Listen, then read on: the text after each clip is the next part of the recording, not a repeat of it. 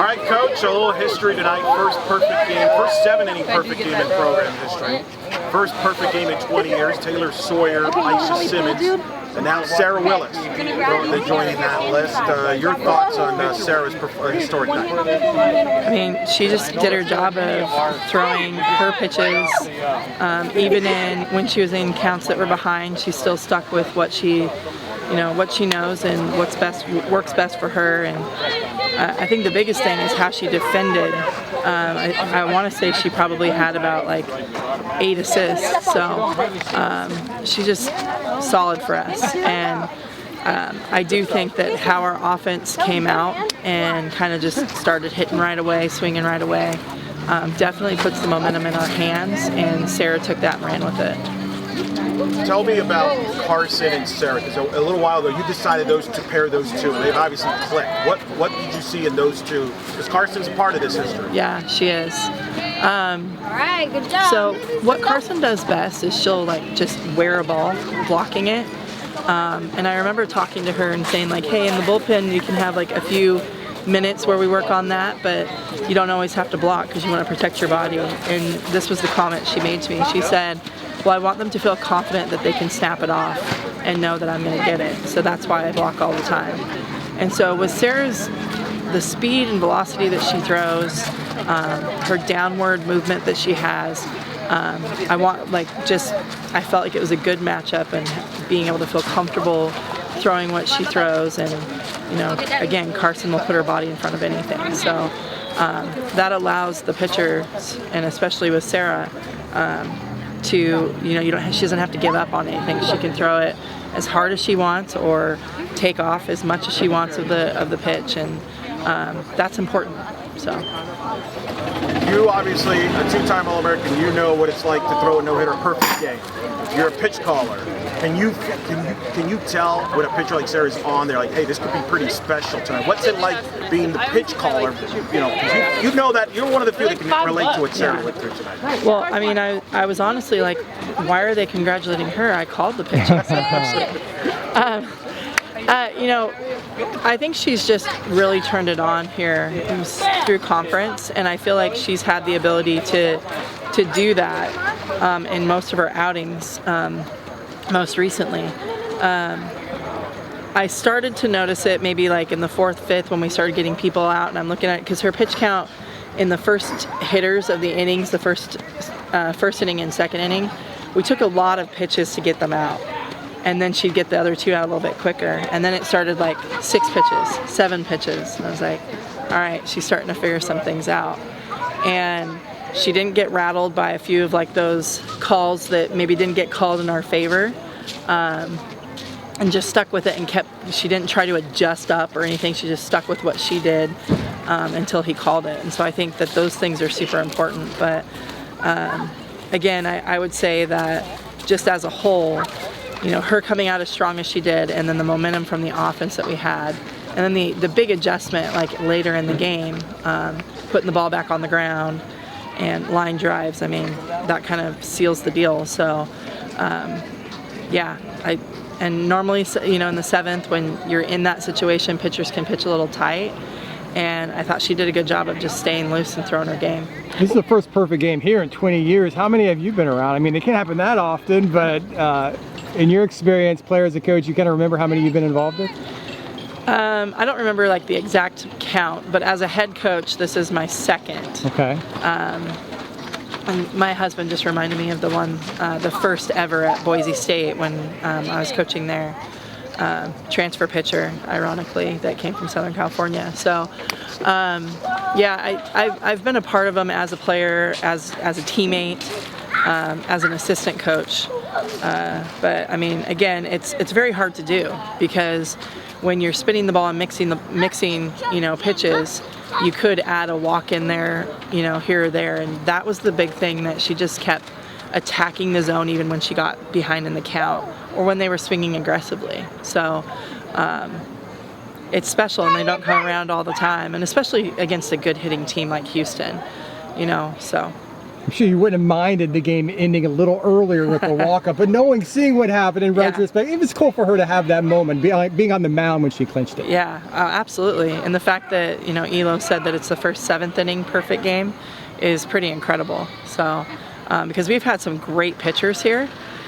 So when I heard that it hadn't happened since 2008, I mean, because someone asked me, has it ever happened here? And I was like, well, surely it had to. We've had such great pitchers here.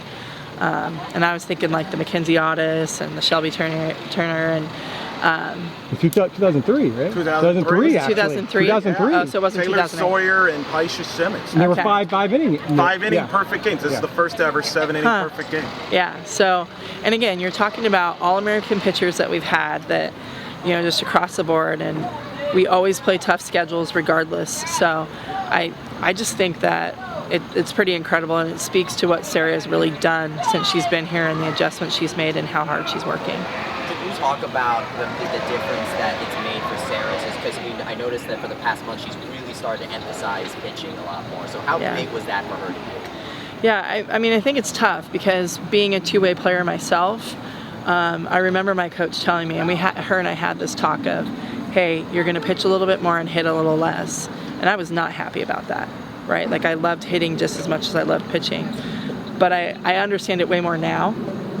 And especially the role she's had to take on this is new for her in her career of, being somebody that gets the majority of the innings. And in order for us to be at our top game, we need our pitcher to be locked in. And so we kind of saw how, kind of taking her out of the batting lineup in that way helped us. Now, we still sneak her in there, and especially in game 2. But I also see where, like, if we need to bring her in late in the game, we want her to come out of the bullpen, not off the field, because she's not only one of our strong hitters, she can also play outfield really well. And so that it's tough, but she's sacrificed that knowing that our team needs her to put her most energy into what she does in the circle.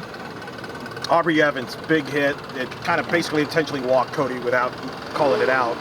She's been there before, and she delivered that big hit against Wilkie to break that game open in the 5th. Yeah. Well, it's something that we've worked on all week with the entire team, and I think it was very noticeable that they came in with the approach that we had been working on and really trusted it, just how often we were swinging, how aggressive we were. And Aubrey was one, she got the sac fly in the first inning, and then her second at bat, I think she had a pop up in the infield. And so we just talked about the adjustment that needed to be made. And the way she worked her count, she laid off the up, is exactly what we talked about. So it's fun to be able to talk about the approach and then execute it pitch for pitch. But she's somebody, she's a freshman that doesn't act like a freshman, right? And it's just, she's got a very bright career ahead of her. And we'll take it. If they're going to walk Cody, I obviously, my little competitive self is like, they're coming after you. They're walking her after the first pitch. And she just gets this little grin on her face, and it's, you want that to happen. So in order for us to have the lineup that we have and to apply pressure with every single hitter, because I think that's what we did tonight. 8 of our hitters had base hits tonight. That's what it needs to look like. So really proud of them. Yeah, Coach, just out of curiosity, with your pitching expertise and background, what was your good pitches and characterize your style? So there's times where Sarah that can throw 70 miles per hour will still work backwards. And I think pitchers that maybe are more of like off-speed thumbers, they can work backwards for so long, but Sarah has a 70 mile per hour fastball, if you will. And so to have those things, I'll kind of see how they stand in the box and then how they take pitches. So if I think they're trying to sit her changeup, then we'll throw it less. So if you notice, we'll use it, then we'll go away from it, and then we'll use it again. And that's really just trying to see what their tendencies are, their timing. And again, for her ability to be able to throw that pitch in any count at any time is huge for her. And it's very tough for hitters. But I think what was big for her too was being able to steal those strikes with her faster pitches today. but just out of curiosity, Yeah. what were your great pitches? Oh, my great pitches. I typically would say the pitch that worked that day, but I became an All-American when I got a great changeup. So when I developed that great changeup, my sophomore, junior year in college is when I started to really figure it out. But I had the ability to throw hard, not as hard as Sarah, but I spotted the ball, and that's what I lived off of. So, I mean, again, whatever pitch worked that day against that team, but I was more of an upspin pitcher, which ironically we have more down ball pitchers this year, and so yeah, that's kind of, I utilize getting more outs in the air. Speaking of you being a player, you mentioned that you yourself received the talk about pitching more and hitting less. Did you being on the receiving end of that talk help giving Sarah that talk you had to do? Absolutely, yeah. And then I even told her, like, look, I was mad about this. Like, I remember looking at Coach like, are you crazy? I've led an RBI on our team, like, what the heck? But what he was doing makes total sense to me in my coaching brain now. And he would put me into hit when it needed to happen. But we only had 2 pitchers that year, and so I usually would throw the first game, come in the second game, throw the third game of a series. And so he knew that that's a lot of wear and tear on a body. Like, nowadays, you've got more pitchers on a staff, and so our goal is to, like, not go over 150 innings before postseason. I mean, I threw 300 innings a year. So to understand what that means, and you get on base and then you're running and you can only be pinch ran for one time. Again, I can win a couple games with my offense, but I can win a lot of games with the pitching, and so that's how I just described it to her. And Coach Colsey, when he talked to me, and then how he let me navigate through that was awesome when I was at Pacific, and so that definitely helped me in my coaching time. And I always tell him, like, I use your stuff a lot, Coach. Even if I didn't like it when I was a player, it definitely helps me now. So. All right, congrats, Coach. Thank you. Good. Thank you. Appreciate it. Thank you, Coach. Thank you, guys. Congratulations.